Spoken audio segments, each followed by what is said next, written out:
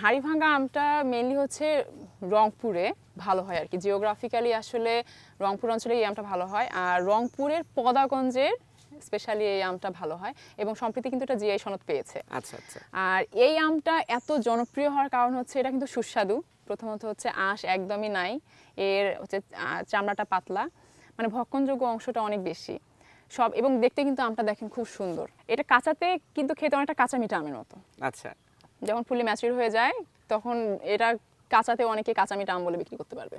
আচ্ছা, তো এই যে হাড়িভাঙা আম আমি দেখতে পাচ্ছি গাছে গাছে সবুজ হয়ে আছে, পাকেনি এখনো, এগুলো আসলে কবে থেকে বাজারে উঠতে শুরু করবে? এটা ইনশাআল্লাহ জুনের 20 তারিখের দিকে, কিছুদিন পরে হচ্ছে হ্যাঁ ইনশাআল্লাহ আমরা খেতে এটা পারবেন। তুলতে পারবো। ওকে, আমি আবার কন্টেন্ট ক্রিয়েটিং প্রসঙ্গে চলে আসি। ধরুন আপনি তো কৃষি ভিত্তিক কন্টেন্ট বানাচ্ছেন, এটা কি বিয়ের আগে থেকে শুরু করেছেন? আমাদের বিজনেসের যে পথ চলাটা এটা বিয়ের আগে থেকে, আর ছোট মানে অল্প অল্প করে কিন্তু আমার যেত, আমাদের বিজনেস পেজগুলোতে যেত, কিন্তু এখন যেহেতু সিরিয়াসলি এইটাকেই আমি আমার মানে পেশা নেশা যেটাই বলেন না কেন বেছে নিয়েছি, আমার বিজনেসটাকে premium fruits premium agro. So আমার অ্যাগ্রো প্রজেক্টে প্রতিদিন না হলেও 1-2 দিন পর পর আসতে হয়। আমার যে কন্ট্রাক্ট ফার্মার আছে তাদের সাথে আমার যেতে হয়, মানে সপ্তাহের অফ ডে বাদে আমার বাকি দিনগুলো কিন্তু এই কৃষক কৃষি এইগুলো নিয়েই কিন্তু আমার কাটে। সো তাদের কাছে আমি বিভিন্ন বিষয় শিখি, তাদের কাছ থেকে শেখার চেষ্টা করি। সো এগুলোই আমি আসলে শেয়ার করি, এই তো।